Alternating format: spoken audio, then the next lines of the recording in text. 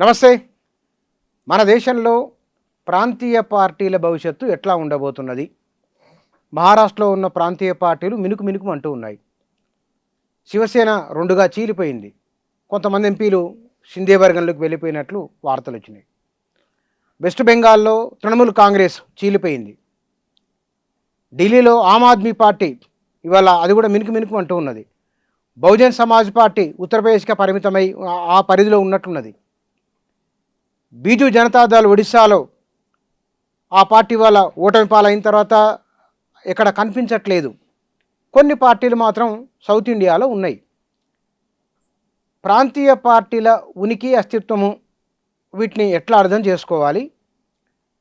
ప్రాంతీయ పార్టీలు ఉండడం వలన మంచిదా లేకుంటే మంచిదా? జాతీయ ప్రాంతీయ పార్టీలు ఇంత గందరగోళం ఎందుకు? ఓన్లీ జాతీయ పార్టీలు ఉండాలనే భావన సరైందా భారతదేశానికి? ఈ మొత్తం సినారియోని మనం ఎట్లా అర్థం చేసుకోవాలి? ఈ 12 ఏళ్ల కాలంలో జరిగిన పరిణామాలను వీటి గురించి మనతో మాట్లాడేందుకు భారతదేశ చరిత్రలో కులము, రాజకీయము, కులము దాని ఆర్థిక సామాజిక సంబంధ వ్యవహారాలపైన సుదీర్ఘంగా లోతుగా అధ్యయనం చేసిన చరిత్ర పరిశోధకులు ప్రొఫెసర్ తిరుమలి గారు మన దగ్గర ఉన్నారు. వారితో మాట్లాడదాం. సార్ నమస్కారం. నమస్తే సార్, మన దేశంలో ప్రాంతీయ పార్టీల పుట్టుక ఎట్లా వచ్చింది? ఇవాళ ఆ పార్టీల్లో ఏర్పడుతున్న గందరగోళం వీటిని ఎట్లా అర్థం చేసుకోవాలి? ప్రాంతీయ పార్టీలు రావటానికి గల కారణం కాంగ్రెస్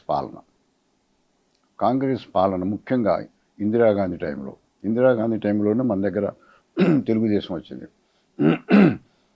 ఇందిరాగాంధీ కంప్లీట్గా సెంట్రలైజ్ చూసుకుంది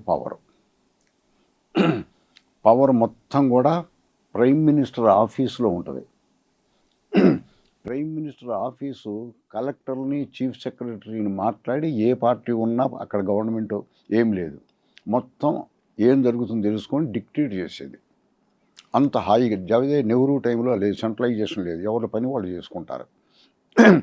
దీనికి వ్యతిరేకంగా రీజనల్ ఎలిట్, చదువుకున్న వాళ్ళు, రాజకీయంగా యాక్టివ్గా ఉన్నవాళ్ళు, పెద్ద పెద్ద కులాల వాళ్ళు ఆ సెంట్రలైజేషన్ని వ్యతిరేకించి నెమ్మదిగా రాజకీయ పార్టీలన్నీ కూడా ఇందిరాగాంధీ పాలసీకి అనుకూలంగా వ్యతిరేకంగా వచ్చిన పార్టీలు అవి చూస్తే ప్రతి చోట వచ్చినటువంటి పార్టీలు ఆ ఏరియాలో డామినెంట్ కమ్యూనిటీకి సంబంధించిన వాళ్ళు, డామినెంట్ కాస్ట్కు సంబంధించిన వాళ్ళు కాంగ్రెస్తో కొంతమంది సంబంధం ఉంది, కానీ ఆమె కింద మనం ఎందుకు ఉండాలా, మనం ఒక పార్టీ పెట్టుకోకూడదా అనే పద్ధతిలో వచ్చినాయి అన్నమాట. అట్లా వాళ్ళ చేతులకు అధికారం వచ్చింది. కాంగ్రెస్ నెమ్మదిగా పోయింది. ఓటర్ కూడా నరేంద్ర మోడీ వచ్చేటప్పటికి 2014 టైంకి ఓటర్కి మన్మోహన్ సింగ్ పాలన, కరప్ట్ పాలన, పాలిటీషియన్లందరూ కూడా మన్మోహన్ సింగ్ మాట వినలేదు. ప్రతి మంత్రి కోట్లు సంపాదించుకున్నాడు లిబరలైజేషన్లో. మన్మోహన్ సింగ్ సంపాదించుకోలే, మన్మోహన్ సింగ్ నిజాయితీపరుడు. ప్రతి ఒక్కడు వ్యాపారం చేసాడు, ప్రతి ఒక్కడు డబ్బు సంపాదించాడు. ప్రజల్లో ఇది నాటుకుపోయింది. కాంగ్రెస్ వాళ్ళంటే ఇక కరప్టు, డబ్బులు సంపాదించుకుంటారు అనేటువంటిది జరిగింది. అంతేకాని బీజేపీకి అంతకంటే ముందు ఉన్నటువంటి హిందుత్వం అనేటువంటి ఒక రాజకీయమైన భావన, ఆ రాజకీయమైన భావన హిందువుల కోసమే మన హిందూ పార్టీ అని కింద ఉన్నవాళ్ళు ఓటేయలే. కింద ఉన్నవాళ్ళు చూద్దాం, ఒక ఆల్టర్నేటివ్ కావాలి కదా. కింద వాళ్ళు వీళ్ళు చూసినాం కదా మనం, కింద లోకల్ కాంగ్రెస్ లీడరు కూడా ఏమన్నా పని కావాలంటే ఏమిస్తారా, నేను చేపిస్తా అని చేస్తున్నారు. వాళ్ళు ఎక్స్పీరియన్స్ చేశారు. కాబట్టి కొత్త పార్టీ, నీతివంతమైన పార్టీ, మతం అంటే మాకు నమ్మకం ఉంది, దేవుడంటే భక్తి ఉంది, మేము వస్తున్నాం అనేది ప్రజల్లో ప్రచారంలోకి వచ్చింది. అంత నరేంద్ర మోడీ గొప్ప నాయకుడని కాదు, ఒక కొత్త పార్టీ అనేటువంటి భావన వాళ్ళలోకి వచ్చింది. వాళ్ళు ఆ కొత్త పార్టీని ఏర్పరచుకున్నారు. కొత్త పార్టీని ఏర్చుకున్న తర్వాత ఏదైనా కానీ ఇప్పుడు నేషనల్ పార్టీస్ రెండే, కాంగ్రెసు తర్వాత బీజేపీ. కమ్యూనిస్టు డిక్లైన్ అయిపోయారు. కమ్యూనిస్టులు ఒక నేషనల్ లెవెల్లోనే ఒక నేషనల్ ఆర్గనైజేషను, నేషనల్ పర్స్పెక్టివ్ ఉన్నటువంటి వాళ్ళు కమ్యూనిస్టులు. అది పోయింది. వాళ్ళు ఒక రాష్ట్రం మీద నిలబడి ఏదో పని చేసుకుంటూ పార్టీని ఉంది, మాకు కూడా పార్టీ ఉందని చెప్పుకుంటూ ఉంటున్నారు. కాబట్టి మిగిలింది కాంగ్రెస్ పోయిన తర్వాత ఏంది, కమ్యూనిస్ట్ ఆల్టర్నేటివ్ అవ్వాల్సింది. సోషలిజం అన్నమాట అని చెప్పినప్పుడు అది దొంగ సోషలిజం, ఇగో నిజంగా మేము ఎట్లా చేసుకొస్తామని వీళ్ళు చెప్పేంత శక్తి లేదు. ఆమెతో కొంతమంది చెంచాగిరి చేశారు. సో కాబట్టి ఏంటంటే కమ్యూనిస్ట్ పార్టీ పతనం అయిపోయిన తర్వాత నేషనల్ లెవెల్లో మిగిలింది హిందుత్వ. ఆ హిందుత్వ అంటే భగవంతుడికి సంబంధించింది అని అనుకోవటంలే. నేను ఒకరిని ఇక్కడ పోటీ చేసినప్పుడు ఒక ఓటర్ని అడిగా ఖమ్మంలో, ఏందా మరి బీజేపీకి ఓటేయలేదు, రాముడికి గుడి కట్టారు కదా, బ్రహ్మాండం గుడి కట్టారు, మీరంతా భద్రాచలం పోయేవాళ్ళు, అలాంటి గుడి కట్టినటువంటి పార్టీకి మీరు ఓటేయలేదు ఏంటి అని నేను అడిగితే గుడి కట్టడం వాళ్ళకి మతం మీద నమ్మకం ఉండి కట్టాలా, నా ఓటు కోసం కడతారా సార్? ఎంత తెలివిందో చూడండి. అలా లోతైనమాట. అంత నా ఓటు కోసం కడతారా? నాకు భగవంతుడు కావాలా, భగవంతుడు నేను ఒప్పుకుంటా, నేను రాముడిని ఒప్పుకుంటా, భద్రాచలం పోతా, నా భక్తి ఉంది, అంతా ఉంది. నా భక్తిని ఉపయోగించుకొని నువ్వు రాజకీయానికి చేయొద్దు. నువ్వు దేశం నాకేం చేస్తావు? భక్తి కాదు నాకు ఫుడ్ ఏంటి, నా వ్యవసాయం ఏంటి, నా కూలేంటి, నా పిల్లల బతుకేంటి? అది అనమాట మెటీరియలిస్ట్ ఆ పర్స్పెక్టివ్ కింద ఓటర్కి వచ్చింది. మీరు సిద్ధాంతం చెప్తే ఓటర్ నమ్మడు. అలాంటి ఇదేంటంటే 3 సెక్టర్లో చూస్తాను నేను. నేషనల్ లెవెల్, స్టేట్ లెవెల్లో ఉన్న డామినెంట్ కమ్యూనిటీసు, వాళ్ళ కింద ఓటరు. ఈ మూడు లేయర్లుగా ఏర్పడ్డాయి. ఇప్పుడు ఇంతకుముందు డామినెంట్ కమ్యూనిటీ చెప్పితేనే కింద ఓటర్ వినేవాడు. అరే ఓటేరేంట్రా కాంగ్రెస్కే అని దొరబోతాడమ్మా, దొరబోయి అరే కాంగ్రెస్ కోటేయాలి రండా అంటే సార్ పోదాం అని దొర. అది ఇప్పుడు పోయి దొరకితే ఓటేస్తారా? వాడు ఓటేయడు. వాళ్ళలో చైతన్యం వచ్చి ఈ కింద వాళ్ళు వీడేం చేసింది ఇక్కడ ఏమీ చేయలే, వాడు ఆస్తులు సంపాదించుకోలేదా? మన దగ్గర అనుకోండి, చంద్రబాబుకి ఏముంది, చంద్రబాబుకి ఎన్ని కోట్లు సంపాదించుండు, ఎక్కడ ఆస్తులు ఉన్నాయి, హైదరాబాదులో పెట్టుబడులు ఎవరు పెట్టారు? ఈ భావనలన్నీ కింద వాళ్ళకి పోయింది. అన్ని రీజనల్ పార్టీస్లో అంతే. మమతా బెనర్జీ చేసింది ఏంటి? దాదాగిరి, విపరీతమైన దాదాగిరి చేసింది. సిపిఎం క్యాడర్కి వ్యతిరేకంగా ఆమె క్యాడర్ని బిల్డ్ చేసుకుంది. సిపిఎంకి వ్యతిరేకం. కాంగ్రెస్లో ఒక సెక్షన్ని బాగా గుండాలను తయారు చేసుకుంది. సిపిఎం వాళ్ళు ఏంటంటే ప్రతి మండలంలో ప్రతి తాలూకా ఆఫీసులో సిపిఎం క్యాడర్ పోయి పనిచేస్తారు. ఆఫీసర్కి ఇది లేదు. బాస్ టైంలో ఏం బాస్ అయినా సీఎం, బెంగాల్ సీఎం జ్యోతిబాసు టైంలో క్యాడర్ నా స్టూడెంట్స్ ఉన్నారు, బెంగాల్ స్టూడెంట్స్, అధికారులు. వాళ్ళు నా స్టూడెంట్స్ చెప్పేవాళ్ళు, ఎట్లుందా బెంగాల్ అంటే ఏ పని కావాలన్నా లోకల్ కమ్యూనిస్టు లీడర్ దగ్గర పోవాలి సార్ మేము.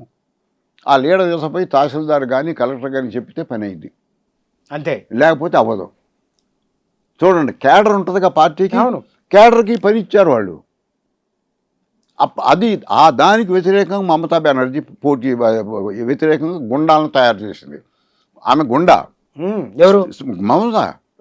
ఆమె స్త్రీ లాగా లేదు, స్త్రీ తత్వం కనపడదు ఆమెకి. గుండాలను ఆర్గనైజ్ చేసి కమ్యూనిస్ట్ క్యాడర్ని తన్నడం, గుద్దటం, ఫైటింగులు చేయడం, ఇవన్నీ చేసి పార్టీ నిలబెట్టుకున్నది. ఆ పార్టీ అధికారం రావడానికి సిపిఎం వ్యతిరేకంగా పోయినాక కాంగ్రెస్ను బలహీనపరిచింది. కాంగ్రెస్ మాట కేంద్రంలో వినలే. సో అట్లా ఆ విధంగా అధికారానికి ఏదో వచ్చింది. కాంగ్రెస్ని అంతా తన చేతుల్లో పెట్టుకుంది. ఎవడో కూడా ముందు కమ్యూనిస్టులు పోవాలా, ఉండని ఏమని అని అనుకొని కాంగ్రెస్ వాళ్ళు కూడా సపోర్ట్ చేసినారు, నెమ్మదిగా వచ్చింది. ఈ పాలన మొత్తం కూడా హై హ్యాండెడ్గా ఆమె చేస్తూ వచ్చింది. దీనికి వ్యతిరేకంగా ఆమె కింద వ్యతిరేకత ఉన్నటువంటి ఓటర్లని వీళ్ళకి బీజేపీ వాళ్ళు పట్టుకోవటం. ప్రతి రాష్ట్రంలో వాళ్ళకి డిఫరెంట్ పాలసీ, ఏమైనా పోవాలనేటువంటి వాళ్ళు ఉన్నారు అని గమనించినారు. అంతేకాదు బంగ్లాదేశ్ నుంచి వచ్చిన ముస్లిమ్స్కి కూడా వాళ్ళు వ్యతిరేకం ఉన్నారు. అక్కడ లోకల్స్ వాళ్ళు చాలా వచ్చినారు, పని చేసుకుంటున్నారు, ఉంటున్నారు, పోటీ పడుతున్నారు. ఇక్కడ ముస్లిమ్స్ కూడా పని దొరకట్లే వాళ్ళ మూలంగా. వాళ్ళకి ముస్లిం తత్వం లేదు. మన భారతదేశంలో ముస్లింకి ఇజం లేదు, ఒక ఇజం లేదు వాళ్ళకి. ఇక్కడ బెంగాల్లో ఎక్కడేం లేదు. భారతీయులు ముస్లిమ్స్ ఒక జాతి కాదు, ఒక జాతిగా అందరం అనుకోలే. పొలిటికల్గా మనం ముస్లిమ్స్ కదా అట్లా అనుకున్నారు. ఆ జాతీయత రాలే, ముస్లిం జాతీయత ఇండియాలో లేదు. వాడు జన్నా టైంలో లేదు, జాతీయత లేదు. సో అట్లా అలాంటి వాళ్ళందరూ కూడా ముస్లిమ్స్ వ్యతిరేకంగా మాట్లాడుతూ వీళ్ళు కొత్త పార్టీని కావాలి అని చూసుకున్నారు. అంటే రీజనల్గా డామినెంట్ కమ్యూనిటీ దానికి అక్కడ ఏమొచ్చిందంటే క్లాసు కాస్ట్ క్యారెక్టర్ కంటే బెంగాల్లో లీడర్ల క్యారెక్టర్ ఎక్కువ. జ్యోతిబాసు ఇంట్రడ్యూస్ చేసిండు అది. ఇక లీడర్ సుప్రీం అక్కడ బెంగాల్లో. అలాంటి దానికి వ్యతిరేకంగా వాళ్ళు ఓట్లు వేశారు. మీరు అదే అక్కడ చూడండి, యూపీ చూడండి. యూపీలో యాదవులు ఒక పార్టీ అయ్యారు. అవును కదా. ఆ యాదవులు ఏం చేస్తున్నారు? మిగతా బీసీలందరినీ కలుపుకున్నారా? కలుపుకోలే. యాదవ్ పార్టీ అదే, బీసీల పార్టీ కాలే. యాదవ్ అంటే డామినెంట్ కమ్యూనిటీ అక్కడ ఎవరు? యాదవులు. అంటే యాదవులు ఎవరికి సమానం? మన దగ్గర కమ్మలకు సమానం. అక్కడ బ్రాహ్మణుల కింద రైతులు వాళ్ళు. తర్వాత ఇండిపెండెంట్ రైతులు అయ్యారు, రిచ్ ఫార్మర్స్ అయ్యారు. వాళ్ళ పవర్ అన్నమాట. బీజేపీ వాళ్ళు వ్యతిరేకించుకోవటానికి ఫస్ట్ టైం వాళ్ళు సంచార జాతుల వాళ్ళకి మంత్రి పదవి ఇచ్చినారు కేంద్రంలో. బీజేపీ వాళ్ళు నోమాడిక్ ట్రైబ్స్కి మంత్రి పదవి. నోమాడిక్ ట్రైబ్స్కి 12 సీట్లు వచ్చినాయి అక్కడ బీహార్లో. మొత్తం నోమాడిక్ ట్రైబ్స్ మోస్ట్ బ్యాక్వర్డ్ ఈ బ్రాహ్మణుల నాయకత్వం కిందకి తీసుకొచ్చి యాదవులను పక్కకు దూచినారు. మామూలు స్ట్రాటజీ కాదు అది. చూడు అట యూపీలో అలా అయింది. అలా మీరు ఏ రాష్ట్రం చూడ, బీహార్లో కూడా యాదవులకు వ్యతిరేకంగా కుర్మీలను ఉపయోగించినారు. కుర్మీల కింద ఉన్నటువంటి మళ్ళీ ఎంబీసీలు అనే మాట వచ్చింది అక్కడ. ఆ ఎంబీసీలు అనే వాళ్ళని తీసుకొచ్చి ఒకళ్ళిద్దరు మంత్రులు చేసుకున్నారు. సో అంటే ఏంటి, యాదవుల్ని ఉత్తరప్రదేశ్లో బీహార్లో యాదవులు కథం ప్రోగ్రాం పట్టించినారు. అలాగే అన్ని రాష్ట్రాల్లో ఒక్కొక్క రాష్ట్రంలో ఒక్కొక్క పాలసీ వాళ్ళకు ఉంది. కింద వాళ్ళని పట్టుకుంటున్నారు. బీహార్ ఆర్జేడీని వ్యతిరేకం వాళ్ళు. అయితే స్ట్రాటజికల్గా వాళ్ళకి వ్యతిరేకంగా నితీష్ కుమార్ను ఉపయోగించారు. ఇప్పుడు నితీష్ని కథం చేసినారు. కుర్మీ వాళ్ళను ఆల్రెడీ కథం చేసినారు. ఒక్కొక్కరు కథం చేసి ఇప్పుడు వాళ్ళు ఏంటంటే యూపీ బీహార్లో బ్రాహ్మణ పాలిటీషియన్స్ ఎక్కువ. మొదటి నుంచి దేశ స్వాతంత్ర పోరాటంలో పాపులేషన్ ఎక్కువ. భూములు అన్నీ వాళ్ళకు ఉంటాయి. వ్యవసాయం ఎక్కువ చేస్తుంటారు. భూస్వాములు ఉంటారు. వాళ్ళంతా కూడా మోడర్న్ క్యాపిటలిస్ట్ టైపులో యూపీ బీహార్లో రాలే, ఫీడలిస్టిక్ అంతే. అది అలాగే ఉంటారు. వాళ్ళకు వ్యతిరేకంగా రైతు కులాలు వచ్చినాయి కదా, యాదవులైన రైతు కులాలు వచ్చినాయి. ఆ రైతు కులాల కింద పనిచేసేటువంటి ఎస్సీలు ఉన్నారనుకోండి, వాళ్ళంటూ మన మాయావతి కులం ఉంటుంది. చమార్ కాదు, ఇంకో కులం ఉంటుంది, మన మాలలకి సమానం. వాళ్ళు వ్యవసాయ కూలీలు. యాదవులకు వాళ్ళు రైతు, వీళ్ళు కూలీలు. ఎందుకు పడుద్ది? మాయావతిను ములాయం కలవలేకపోయారు. ఎందుకంటే వాళ్ళ కింద కులాలకి కాంట్రడిక్షన్, ఊళ్ళో రోజు కొట్లాట, కలవలేకపోయారు. సో అది వీళ్ళు అర్థం చేసుకోవాల్సిన అవసరం ఉంటుంది. మనం ముఖ్యంగా ఇంటర్మీడియట్ కాస్ట్ ఉంటాయి, ఆ కాస్ట్ అనేటువంటి ముందుకు వచ్చి మనం ఇట్లా చేస్తే మిగతా వాళ్ళని కలుపుకోకపోతే కుదరదు అనే పద్ధతికి రాలేకపోవడం బీజేపీ బ్రహ్మాండం ఉపయోగించుకొని అక్కడ అధికారానికి వచ్చింది. అన్ని చోట్ల అలా అధికారానికి వచ్చింది. మహారాష్ట్రలో శివసేన బ్రాహ్మణ్ పార్టీ, బ్రాహ్మణ నాయకత్వం అన్నప్పుడు మిగతా రాష్ట్రాలనేమో మమతా బెనర్జీ బ్రాహ్మణి అయినప్పటికీ అక్కడ ప్రయోగం జరిగింది. ఇక్కడ ఈయన మొదటి నుంచి బాల్ ఠాక్రే బీజేపీతో అటాచ్ అయి ఉన్నారు కదా, మరి ఆ పార్టీ మీ ఎందుకు అట్లా జరిగినట్టు? అక్కడ కూడా మరాఠాలు వ్యతిరేకం బ్రాహ్మణులకి. మరాఠా శూద్రుడు, మరాఠాలు ఎక్కువ. పవార్ మరాఠా అనుకుంటారు. అదే బీజేపీ అక్కడ గుజరాత్లో నరేంద్ర మోడీ రావడానికి పటేళ్ళు కారణం. పటేల్ శూద్రుడు. ఇలాంటి వాళ్ళందరినీ కలుపుకొని ఆ బ్రాహ్మణ యుద్ధానికి వ్యతిరేకంగా శూద్రులు పట్టుకొచ్చుకుంటున్నారు వాళ్ళు. అక్కడ శూద్రుల చేతిలో ఉన్నట్లయితే అతిశూద్రుల దగ్గరికి బీజేపీ పోయేది.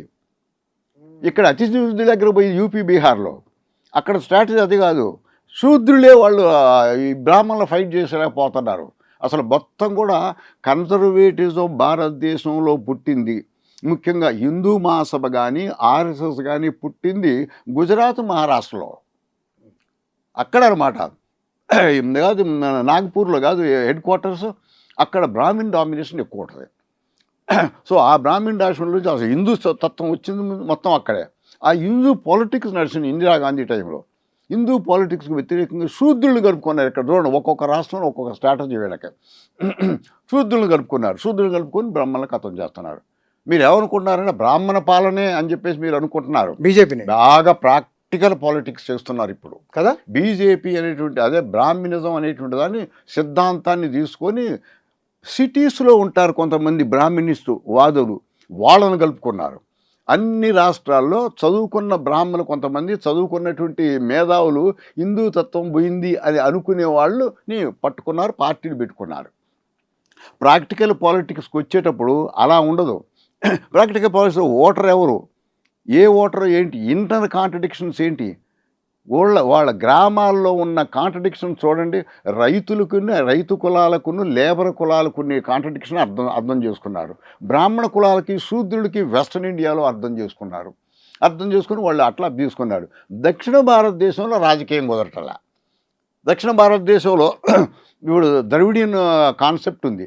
ద్రవిడియన్ కాన్సెప్ట్లో బ్రహ్మాండంగా తీసుకొచ్చాడు ఇప్పుడు వచ్చిన ముఖ్యమంత్రి. ద్రవిడియన్ అనేటువంటి దాంట్లో శూద్రులే వచ్చారు. ఏ ముఖ్యమంత్రి?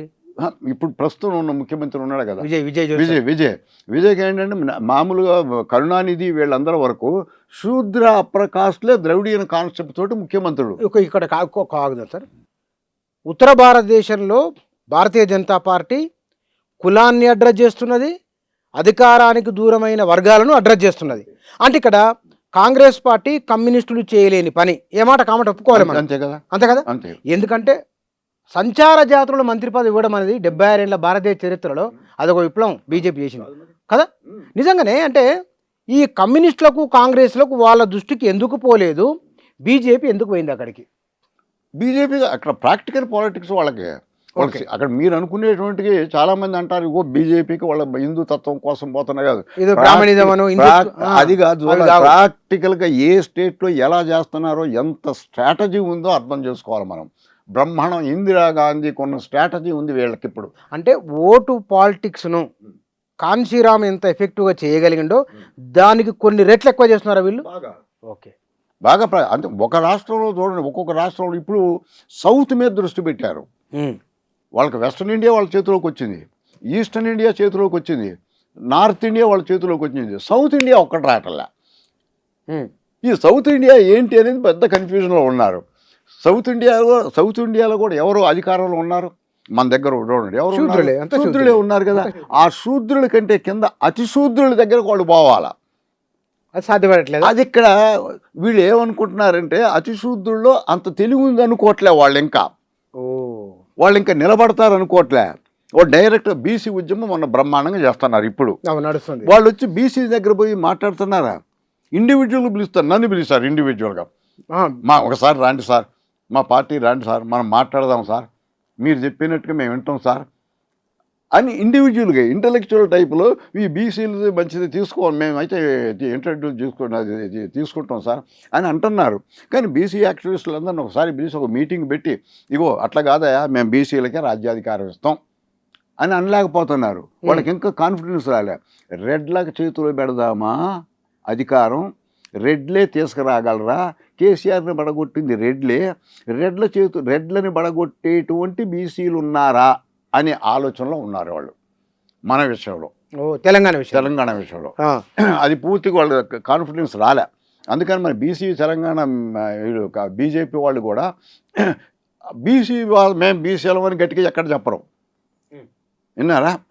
మరి ఎందుకంటే కిషన్ రెడ్డిని పోగొట్టుకోవద్దు, రెడ్లు కావాలా, లోపల మాట్లాడతారు.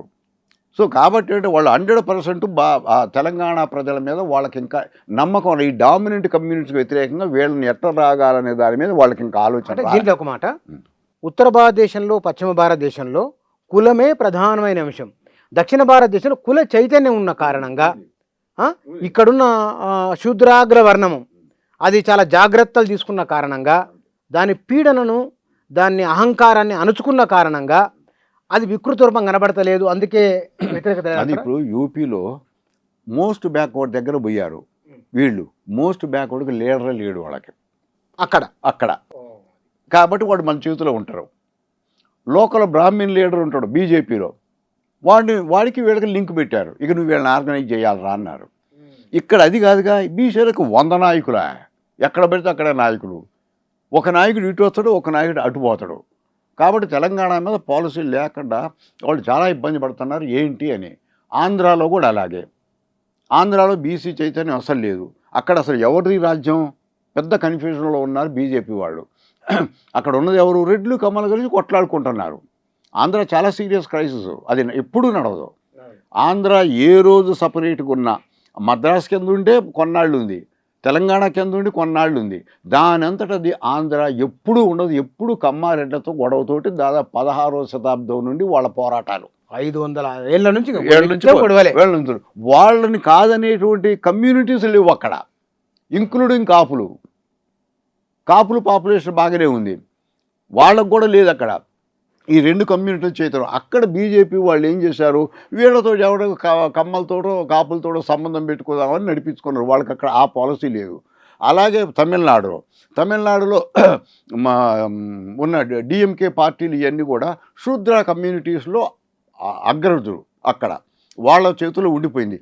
దాన్ని కాదని అంతకంటే కింద వాళ్ళని ఇప్పుడున్న చీఫ్ మినిస్టర్ తీసుకొచ్చాడు. చీఫ్ మినిస్టర్ బయలుదేరిండు, అక్కడ లోకల్ వాడు ఒకడు బయలుదేరాడు. కాబట్టి బీజేపీకి ఛాన్స్ దొరకలే. ఆయన మొత్తం ఆర్గనైజ్ చేసుకున్నాడు. లోకల్ లోయెస్ట్ కమ్యూనిటీస్ మొత్తం కూడా ఆయన సపోర్ట్లో ఉన్నారు. డిఎంకే వాళ్ళు ఆశ్చర్యపడ్డారు, ఇంత వస్తుందా అని. డిఎంకే వాళ్ళు మా చేతిలోనే ఉంది కదా, ఆ ద్రవిడియన్ సిద్ధాంతం అనేది ఉంది. ద్రవిడియన్ సిద్ధాంతాన్ని క్వశ్చన్ చేసి కింద వాళ్ళకి ఏమొచ్చిందయా అని తీసుకొచ్చలే. సోషల్ జస్టిస్ అని బలంగా మాట్లాడిన నాయకుడు విజయ్. సో అలా అది తీసుకురావడం జరిగింది. ఇలాగే యూపీ మన ఇక్కడేమో శూద్రులు, కర్ణాటకలో శూద్రులు 2-3 రకాల గ్రూపులు అక్కడ పొలిటికల్గా బాగా డెవలప్ అయిన వాళ్ళు కొంతమంది కాంగ్రెస్, కొంతమంది ఇది. వీళ్ళని కాదని మోస్ట్ బ్యాక్వర్డ్ అక్కడ లేరు. మోస్ట్ బ్యాక్వర్డ్ కానీ నొమాడిక్ ట్రైబ్స్ కానీ వాళ్ళ దగ్గరికి ఇంతవరకు ఇంకా బీజేపీ వాళ్ళు ఇంకా పోలేకపోయినారు అక్కడ. కానీ ఇక్కడ సార్ ప్రాంతీయ పార్టీలు మీరు అన్నట్లు ఇవి శూద్రాగ్రవర్ణం చేతిలోనే ఉన్నాయి, అక్కడక్కడ బ్రాహ్మణుల చేతిలో ఉన్నాయి. శివసేన కానీ లేకపోతే తృణమూల్ కాంగ్రెస్ కానీ ఈ పార్టీలను బీజేపీ చీలికలు తీసుకొని వస్తున్నది అని ఓపెన్గానే మాట్లాడుతుంది. అదే ఈ కుల సంఘాలు కుల వ్యవహారం నడవకపోతే ఉన్న పార్టీలు చీలికలు చేసుకొస్తారు. ఇప్పుడు మరి ప్రాంతీయ పార్టీలు లేకపోవడం అనేది ఆయా రాష్ట్రాల భవిష్యత్తు ఎట్లా ఉండవచ్చు? రాజకీయ అవకాశాలు నష్టమా? ఇది నెహ్రూ టైంలో ఎట్లా యూనిఫైడ్గా ఉందో దేశం, యూనిఫికేషన్ జరుగుద్ది. ఇది భారతీయుల్లో ఆ భావన ఉంది.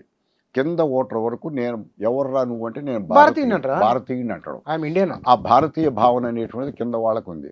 భారతీయులకు గవర్నమెంట్ కానీ ఒకటి ఏంటి, మనం ఒకటి ఉన్నాం ఇక్కడ, ఇది పని చేయట్లా సరిగా, చూద్దాం వాళ్ళు వస్తారు, వాళ్ళు వచ్చినాక అనేటువంటిది ఉంది. అంటే ఆ ఇండియన్ నేషనల్ కాంగ్రెస్ దాదాపు 70 ఏళ్ళు పోరాటం చేసి ఇక్కడ భారతీయులందరం మేము భారతీయులు, మేమందరం ఇండియన్స్, మేము ఇంగ్లీష్ వాళ్ళకి వ్యతిరేకం అనే భావన వచ్చింది. ఆ భావంతో వాళ్ళు ఉన్నారు. మధ్యలో మనకు ఒక చిన్న రాష్ట్రం కూడా కావాలని ఒప్పుకున్నారు. ఎస్, తెలుగు వాళ్ళ రాష్ట్రం కావాలి. అయితే ఇదేమో ఇండిపెండెంట్ దేశం కాదు, భారతదేశంలో భాగం అనే భాగం ఉంది. ఇప్పుడు భారతదేశం ముక్కలు అయ్యే దశలో వాళ్ళు వస్తున్నారు.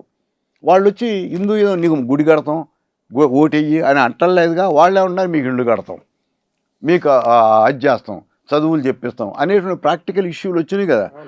రైతుకి కానీ ఊళ్ళో ఉన్న కూలివాడికి కానీ ప్రాక్టికల్ ఇష్యూ ఈజ్ ఇంపార్టెంట్. ప్రాక్టికల్గా నువ్వేం చేస్తావని, నువ్వు మతం చేస్తావని చెయ్యి, మతానికి నేనేం వ్యతిరేకం కాదు, చెయ్యి. కానీ నా పక్కన ఉన్న ముస్లింని తన్ను అంటే నేను తనను, వాడు నేను కలిసి బతుకుతున్నాం అట్లా అదనమాట. అంటే ఒక మతానికి వ్యతిరేకంగా కాదు, నువ్వు హిందూనంటే దాని అర్థం ముస్లింకి వ్యతిరేకం అని కాదు. అది ఇండియన్లో ఉందని ఆ భావన. అంటే ఇక్కడ ప్రాంతీయ పార్టీలను తృణమూల్ లేదు, బెంగాల్లో ఒక local voice, Shiv Sena, nationalist Congress, Rashtriya RJD, Janata Dal secular, BJD, మరి ఇవన్నీ ప్రాంతీయ ఆయా రాష్ట్రాలకు సంబంధించిన ఒక వాయిస్ని వినిపిస్తాయి కదా. మరి అవి లేకుండా అయితే ఎట్లా ఉంటుంది అని ఒక ప్రశ్న అక్కడ వస్తున్నది. లోకల్ ప్రజలకు ఇప్పుడు ఒకటి అర్థమైంది, ఈ ప్రాంతీయ పార్టీలు మనం అనుకున్నట్టు ఏం చేయలేవు, వాళ్ళు వీస్తులు సంపాదించుకున్నారు. అధికారం అంటే ప్రజల దృష్టిలో డబ్బులు సంపాదించుకోవటం. ప్రాంతీయ పార్టీలు ఏదైనా సేవ చేయడం కాదు. అంటే కులము కులం బేస్ మీద నిర్మించుకుంటారు పార్టీని. ఏ పార్టీ అయినా ఒక కులం బేస్ లేకుండా ఉందా? లేదు. రాజకీయ పార్టీ వచ్చిందంటే ఒక కులం బేస్ ఉంటుంది. ఆ కులం బేస్తో వచ్చినారు. ఊళ్ళో ఏం చూస్తారు వాళ్ళు? పలానా కులం ఊడిది పార్టీ అంటారు, కుల పార్టీ అంటారు. వాళ్ళకి తెలుసు పలానా కులం ఊడిది పార్టీ అంటారు. సో కాబట్టి ఏంటంటే అక్కడ వాళ్ళు వ్యతిరేకం. యూపీలో కూడా అదే యాదవుల పార్టీ అయిపోయింది అది. దాంతో వాళ్ళు వ్యతిరేకం అయ్యారు. ఇక్కడ కూడా అంతే. ఈ రీజనల్ పార్టీస్ అని ఆ కులాని ఈ కులాని అని చెప్పేసి భావన వాళ్ళకు ఉంది.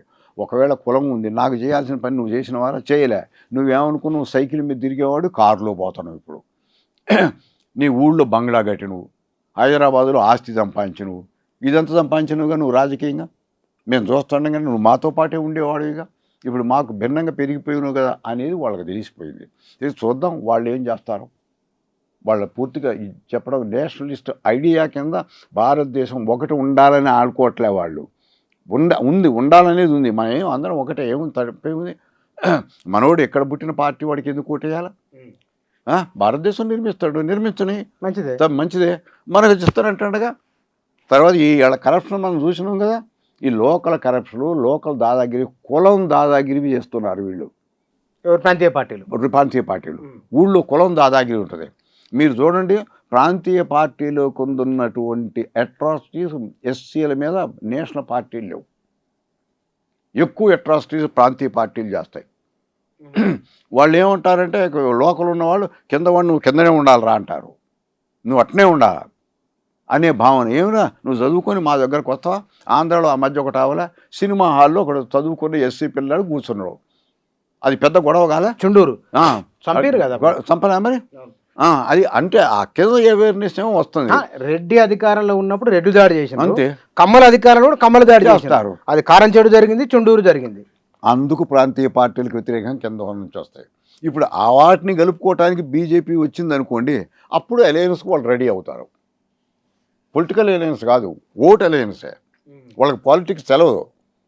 వీడి పెత్తనం చూసినాం కదా, చూద్దాం ఆ పార్టీ సంగతి.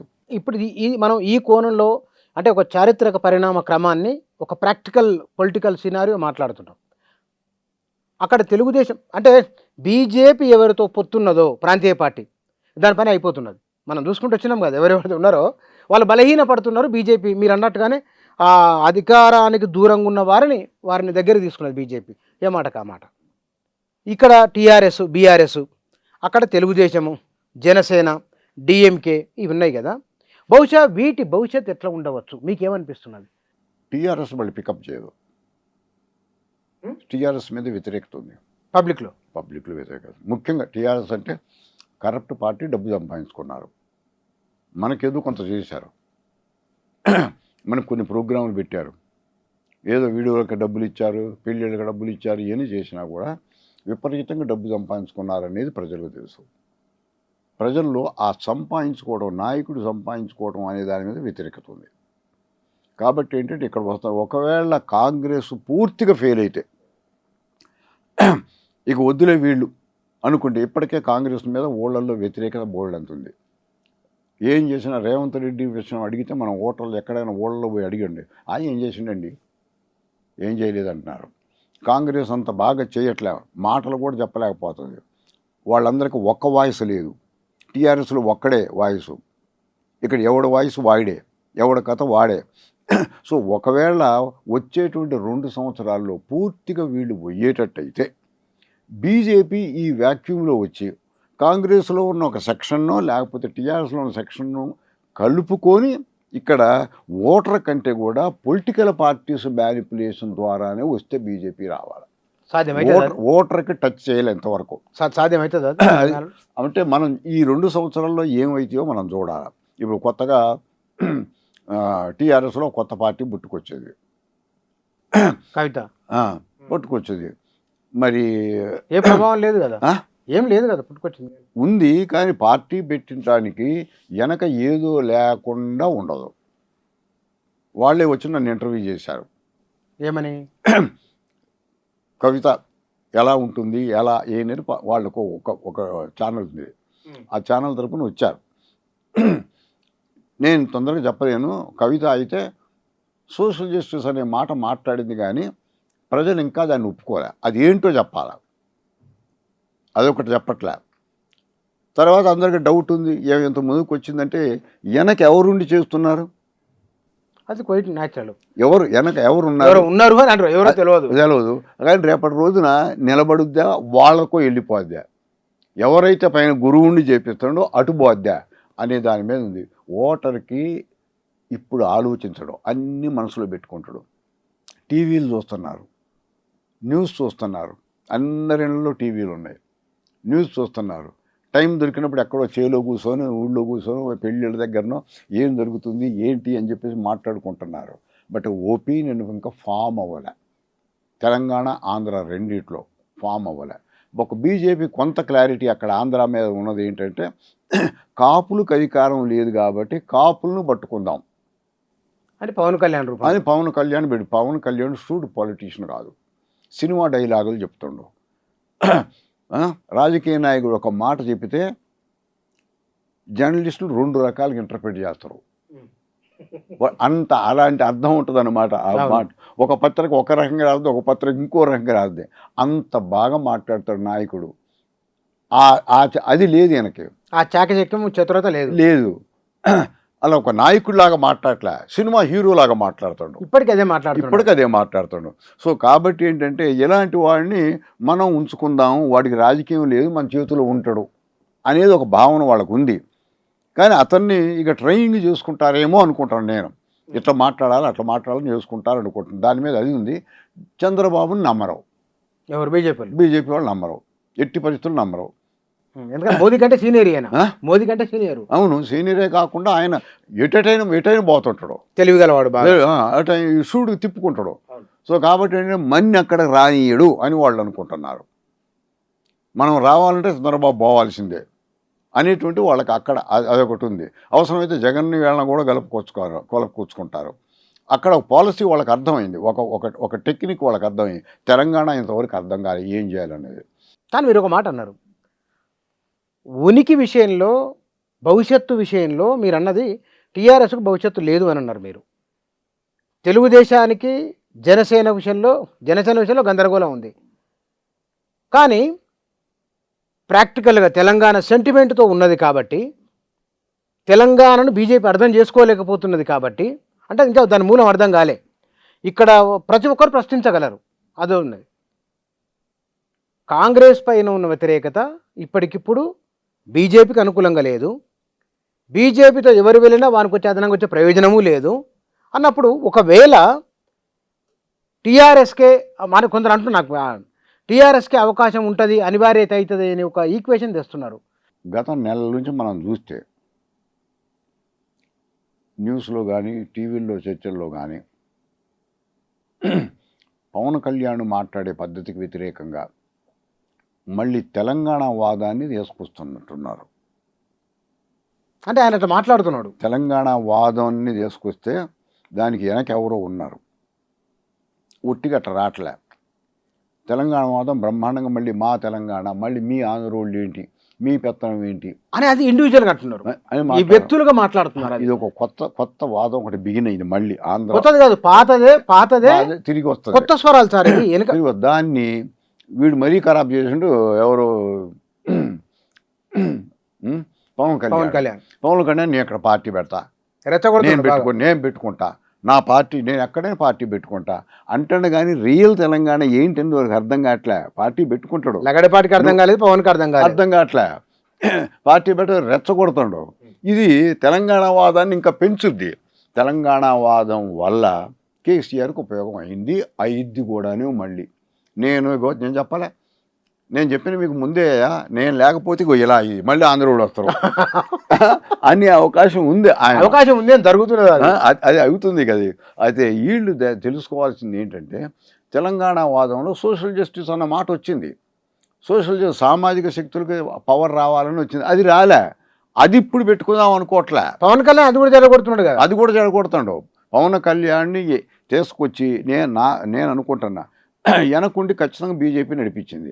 ఆంధ్రాను తెలంగాణ రెండు నువ్వు చూసుకోవాలి అనేది ఏదో చెప్పి ఉంటుంది. అందుకోసం ఇక్కడికి వచ్చిండు. ఇప్పుడు దాదాపుగా బీజేపీకి అనుకూలంగా మారే అవకాశం ఉంటుంది. అవసరమైతే టీఆర్ఎస్ను కూడా ముందుకు తీసుకొస్తారు. వాళ్ళు తెలంగాణలో ఈ విధంగా వచ్చే అవకాశం ఉంది. ఇక్కడ డిఫరెంట్గా కాస్ట్ కమ్యూనిటీస్ ప్రకారంగా రారు. యూపీ బీహార్లో లా కాదు. ఇక డిఫరెంట్ పొలిటికల్ లెవెల్లో డిసైడ్ చేస్తారు, ఓటర్ లెవెల్లో కాదు. పొలిటికల్ లెవెల్లో డిసైడ్ చేస్తారు. పొలిటికల్ లెవెల్లో డిసైడ్ చేసేటువంటి అవకాశం ఉంది. పవన్ కళ్యాణ్ చెప్పినట్టుగా డైలాగులు చెప్పడం వాళ్ళకి తెలుసు. ఆ చెప్పిన డైలాగులు చెప్తుండే ఇక్కడ వాటి ఇన్నర్ మీనింగ్ ఏంటి, అది ప్రజలకు ఎలా కన్వే చేయాలా, అది ప్రజలు చెప్పే విధానం ఉండాలా. నేను తెలంగాణ వ్యతిరేకం కాదయ్యా, తెలంగాణకి మీకు అధికారం రాలే, ప్రజలకి పోరాటం చేద్దాం అందరం, అట్ట చెప్పాలా. నేను మీ ప్రజల తరపున ఉంటా, మీ అధికారం తెచ్చుకోండి, నేను మీ అనుకుంటా, అట్లా అంటలే. నరేంద్ర మోదీ కానీ లేదా పవన్ కళ్యాణ్ కానీ మీ చంద్రబాబు నాయుడు తెలంగాణ రాష్ట్రం ఏర్పాటు పట్ల వారి వ్యాఖ్యలు చాలా హర్ట్ చేసినాయి. తెలంగాణ ప్రజలను చాలా హర్ట్ చేసినాయి, మామూలు గాయపరిచినాయి. ఇక్కడ కేసీఆర్ అధికారంలో ఉన్నంత కాలము సంపాదనలో ఒక నెగిటివ్ పోయింది ప్రజల్లోకి, ఆ నరేషన్ చాలా బిల్డప్ అయింది బాగానే. కానీ తెలంగాణ కేసీఆర్కి అర్థమైనంత ఎవరికి అర్థం కాలేదు అనే విషయం కూడా అంగీకరిస్తారు చాలామంది. దీనికి తెలంగాణకి ఏం జరగాలనో ఏం కావాలో కేసీఆర్కి అర్థమైంది అనే ఒక భావన ఉన్నది. ఈ కోణంలో తీసుకున్నప్పుడు మనం జార్ఖండ్ ముక్తి మోర్చా అది ఏ కష్టాల్లో ఉన్నదో మనం చూస్తున్నాం. ఇవాళ ఆనాడు శిరోమణి అకాలీదళ్ కానీ మరికొన్ని పంజాబ్లో ఉన్న పార్టీలు, హర్యానాలో పార్టీలు కానీ, అస్సాం గణ పరిషత్ కానీ కొన్ని మినుకు అని సెట్ బ్యాక్ అయిపోతూ ఉన్నాయి. అంటే ప్రాంతీయ పార్టీల శకం భారత రాజకీయాలలో ముగుస్తున్నట్లేనా ఏమంటారు మీరు? మనం ఖచ్చితంగా చెప్పలేమండి ఇలాంటి రాజకీయాల్లో. ముఖ్యంగా తెలంగాణ చూస్తే బీజేపీకి అంత అవకాశం దొరకట్లే, ఎక్కడ దక్షిణ భారతదేశంలో అవ్వట్లే. దక్షిణ భారతదేశంలో వాళ్ళు చాలా కష్టపడ్డా చేయట్లే.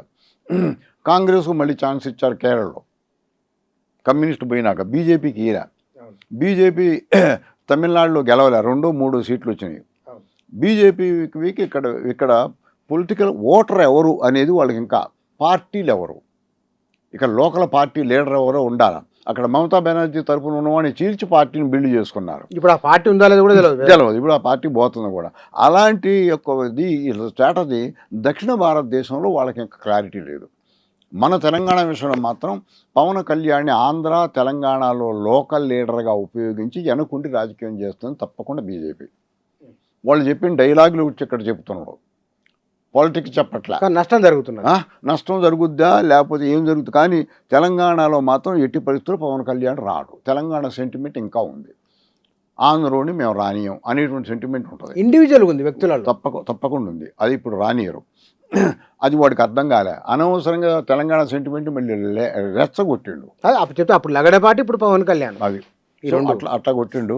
అయితే వెనక వాళ్ళు బీజేపీ వాళ్ళు ఆలోచిస్తారు, వీళ్ళు లాభం లేదు అని కనుక్కుంటారు. సార్, ఇక్కడ భారత రాజకీయాలలో అనివార్యంగా కులం ఉన్నది. ప్రాంతీయ పార్టీలు కులాల చేతుల్లో, కుటుంబం చేతుల్లో ఉన్నాయి, మనకు కనబడుతున్నదే. కానీ ఆయా కులాల చేతుల్లో పరిశ్రమలు, ఆయా కులాల చేతుల్లో వ్యాపారము, సినిమా రంగం ముడిపడి ఉన్నాయి, మాస్ మీడియా మాధ్యమాలు వాళ్ళ చేతుల్లో ఉన్నాయి అన్నప్పుడు ప్రజల అభిప్రాయాలను తమకు అనుగుణంగా మలుచుకునే అవకాశం కూడా ఉంటుంది, గ్రామస్థాయి నుంచి రాజధాని స్థాయి వరకు. అలాంటప్పుడు ప్రాంతీయ పార్టీల ఉనికి లేకుండా లేదా ప్రాంతీయ పార్టీల ప్రమేయం తగ్గించినప్పుడు ఏమన్నా ప్రజలు ఎందుకు ఇట్లా జరుగుతుందని ఏమన్నా అనుకుంటారా, లేకపోతే కనుక ఉండని ఏదో పరిణామం చూద్దామని అనుకుంటారా? ఇప్పుడు మన కేసీఆర్ పోయి టీఆర్ఎస్ రావడం, అయ్యయ్యో టీఆర్ఎస్ పోయిందే అని అనుకున్నారా? అప్పుడు ఏమనలేదు. ప్రాంతీయ పార్టీల మీద వాళ్ళకి అసహ్యం వచ్చింది, అంటే వాళ్ళ వ్యవహార శైలి కారణంగా. ఇప్పుడు అలాగే వచ్చింది. కాంగ్రెస్ వచ్చింది, కాంగ్రెస్ పార్టీ మీద కూడా ఇప్పుడు వ్యతిరేకత డెవలప్ అవుతుంది. ఆల్టర్నేటివ్ అనేది ప్రజలు ఆలోచించరు, ఎవరు చెడ్డు ఎవరు మంచో అంతే తెలుసుకొని ఉంటారు. ఓటర్ టైం లాస్ట్కి వచ్చే వరకు అవుద్ది. తెలంగాణలో మాత్రం ఖచ్చితంగా ఓటర్ లెవెల్ కాకుండా బీజేపీ ఈ పొలిటికల్ లీడర్స్ లెవెల్లో మాత్రం వెనకుండి చేస్తుంది. సార్, ఒక మాట, నాకు కవితకు కూడా వెనకున్నా ఉండొచ్చు, ఎవరు ఉండొచ్చు అంత బీజేపీ ఉండొచ్చు, అవకాశాలు ఉన్నాయి, మనకు చెప్పరు. కానీ బీజేపీ చాలా దృఢమైనటువంటి దృష్టి పెట్టింది తెలంగాణ మీద, మోర్ దాన్ ఆంధ్ర. ఆంధ్ర ముఖ్యం కాదు, ఆంధ్రాలో వాళ్ళు చేయాల్సింది వాళ్ళ చేతులు చేస్తున్నారు. వాళ్ళకు ఒక రకంగా ఆంధ్ర వాళ్ళ చేతి కిందకు వచ్చినట్టే. మొత్తం వాళ్ళే అధికారం రావాలనేది ఆంధ్రలో నెమ్మదిగా చూస్తారు. తెలంగాణ మీద దృష్టి పెట్టారు ఇప్పుడు. తెలంగాణ మీద ఏదో కథలు వస్తున్నాయి, నిజమో కాదో తెలియదు. వచ్చే ఎలక్షన్లో బీజేపీ తరఫున రేవంత్ రెడ్డిని సీఎంకి డిక్లేర్ చేస్తారని అంటున్నారు. చూడండి ఎలా ఉందో. మరి ఎంతవరకు అది ఎట్లయితే అందరు రాజకీయ భవిష్యత్తు పోతుంది. రేవంత్ రెడ్డి రాజకీయ భవిష్యత్తు పోతుంది, బీజేపీ రాజకీయ భవిష్యత్తు పోతుంది. సునాయాసంగా 100 సీట్లు బీఆర్ఎస్ పార్టీ మారిన వాడికి రాజకీయ భవిష్యత్తు పోదు, పార్టీ మారిన వాడికి రాజకీయ భవిష్యత్తు ఉంటుంది. ఇవాళ ఇప్పుడు సార్ అంటే మీరు అనుకున్న దాని ప్రకారం నేను ఒక ఈక్వేషన్ చెప్తాను.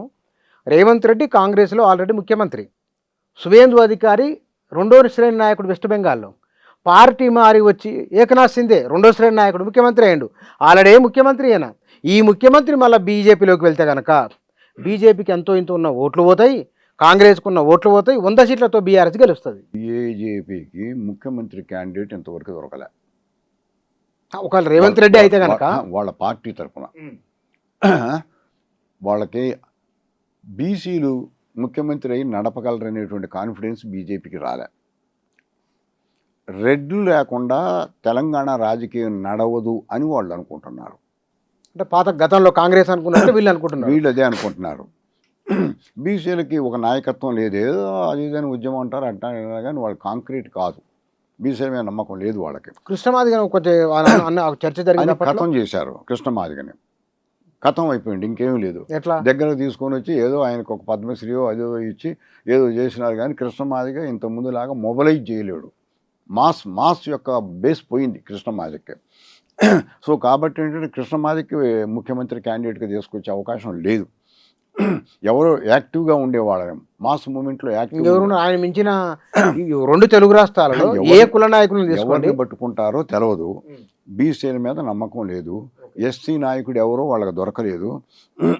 ఇప్పుడు ఈ పరిస్థితుల్లో పవన్ కళ్యాణ్ని కూడా తీసుకొచ్చి ఇక్కడ ఏమన్నా వాళ్ళు అక్కడ కాపులు కాబట్టి ఇక్కడ 300 కాపుల్లాగా వీళ్ళు కూడా బీసీలు అనిపించి ఏదో చేద్దాం అనుకున్నారు. అతను ఫెయిల్ అయ్యాడు.